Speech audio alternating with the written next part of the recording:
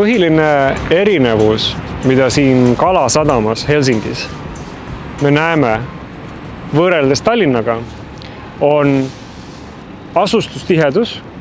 Siin on palju rohkem inimesi ruutkilomeetri peale, kui on Tallinnas, kui on Tallinna uusarendustes. Hea asustustihedus on kuskil 12 000 inimest ruutkilomeetri peale. See tähendab seda, mida te näete. 4, 5, 6, 7 korrust.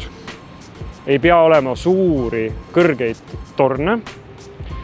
Asustustihedus. See on hea, sest siis elab inimesi palju koos, mis tähendab seda, et avalikud teenused, lasteaiad, koolid, postkontor, neid on võimalik tuua sinna, trammiteed, ühistransport, sest et on inimesi.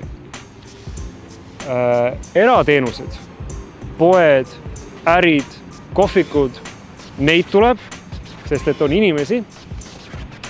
Kust tuleb see ruum?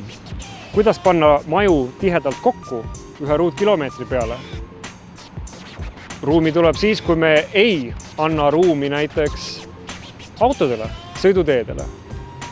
See ei tähenda, et autosid ei ole üldse. Ei, siin linnas on autosid, aga neid ei ole nii palju, nagu on Tallinnas. Konkreetne mõõdik on näiteks see, et Helsingis on 320 autot 1000 elaniku kohta ja see trend on languses kogu aeg. See alaneb. Stockholmis on ka umbes 320, Kopenhaagenis, Oslos, Göteborgis, Turus, Tamperes. Iga pool on autode arv per 1000 inimest on langemas.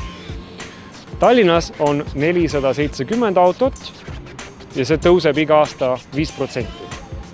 320 autot ja Tallinnas on 470 autot.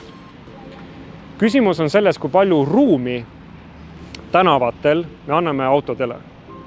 Kui me anname vähem ruumi, siis inimestele jääb rohkem ruumi, et ehitada maju, teha rattateid, teha kõnniteid, teha parke, mänguväljakuid ja siis inimesed ei sõida nii palju autoga.